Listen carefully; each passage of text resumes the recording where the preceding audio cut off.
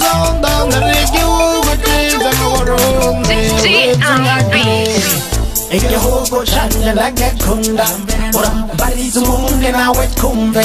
aho niho je nataye imbanda kandi niho ndotana imbi naho ndoja ahandi agoma yitwa mu mahanga iwacu ni mu bundi bwa Nyaburunga igihugu ceze Imana yatwihereye reka tokerere mbe iyo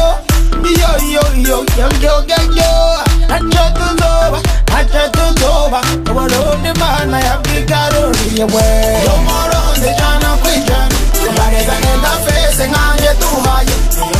Ukugeza kwawe n'Imana Umurundi jana kwijana Umurundi jana kwijana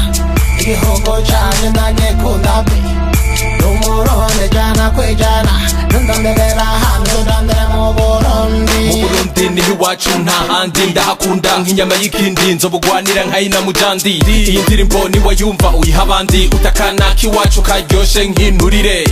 ahiye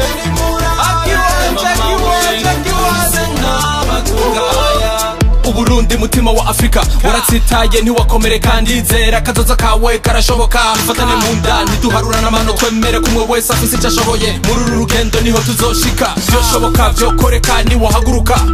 Uburundi buzoshinga imizi nitwa bwubaka ubumwe ibikorwa amajambere niwavyibuka Uburundi niryo tunga rya mbere nishimira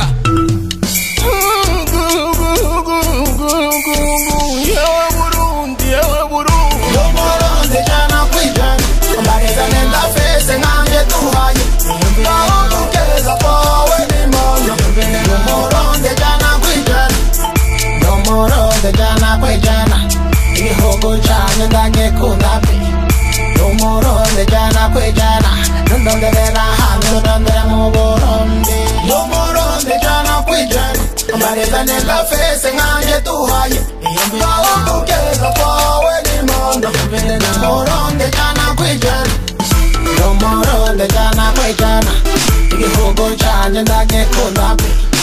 Umurundi jana kwijana ndondebera hanze ndondera mu Burundi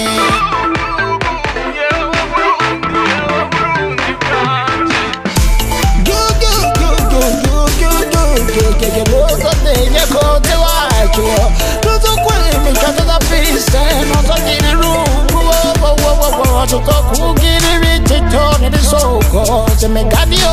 mama yo ndanakwitana yo Burundi bwana ndabukunda igihugu c'amata n'ubuki